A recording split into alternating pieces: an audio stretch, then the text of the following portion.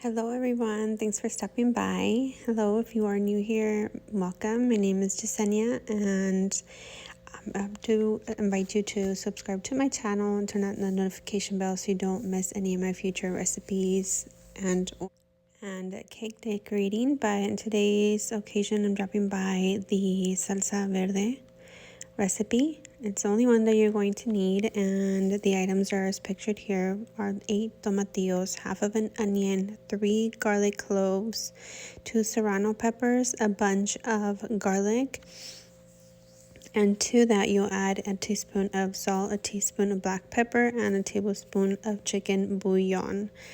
On my stove I do have the water boiling at a medium-high heat. We're going to go ahead and add in all of the ingredients except for the cilantro and set to a simmer on medium-high heat just until the tomatillos change to a light brown color.